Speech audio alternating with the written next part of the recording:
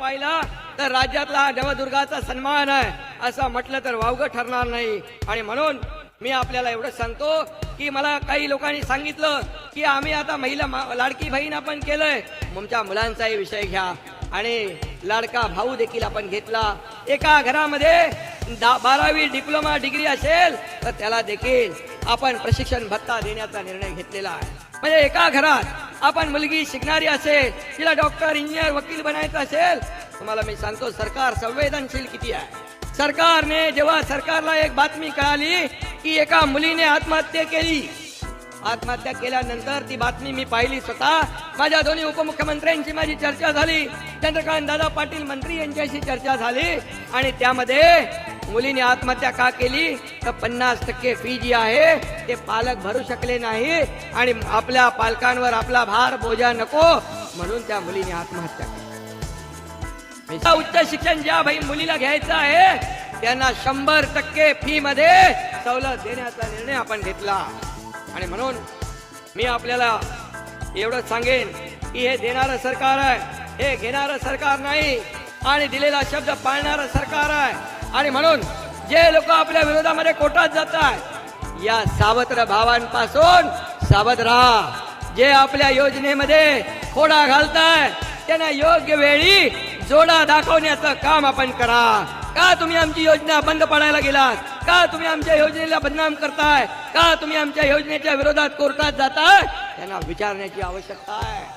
आणि इकडे विरोध करायचा आणि तिकडे बोर्ड लावायचे आणि त्याचं श्रेय घेण्याचं काम करायचं असं दुटप्पी भूमिका जे लोक घेत आहेत त्यांना आपण बिलकुल लक्षात ठेवा।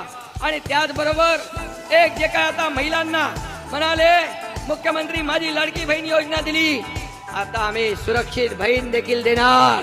माझ्या बहिणींवर, माझ्या आया बहिणींवर, माझ्या मुली बाळींवर कोणी अत्याचार अन्याय करेल तर त्याला काय दिलं पाहिजे? त्याला फाशीची सजा झाली पाहिजे।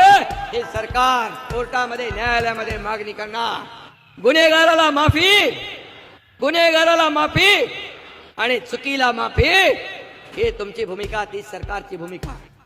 आणि म्हणून आपण विश्वास ठेवा की या ठिकाणी तुमचे हे भाऊ जे आहेत सरकारमध्ये बसलेले ह्या तुमच्या हिताचा निर्णय घेतील, तुमच्या सुरक्षेची जबाबदारी घेतील, तुमच्यावर अन्याय होता कामा नये यासाठी जे जे कायदे नियम जे काही करायचं ते करतोय।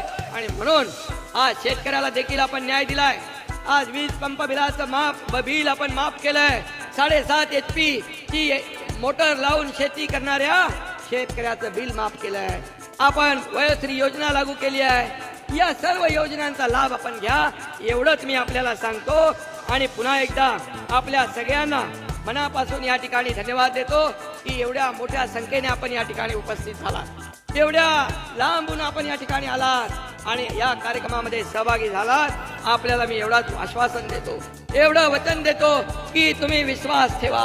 ही योजना फक्त रक्षाबंधन आणि भाऊबीजेपुरती मर्यादित नाही, ही योजना कायम सुरू राहणार। कारण आपल्या आशीर्वादाने गेल्या 2 वर्षामध्ये या सरकार महायुतीने केलेलं काम जे आहे, एकीकडे विकास आपण साधलाय, रस्ते केले, मेट्रो केली, आपण मोठमोठे प्रकल्प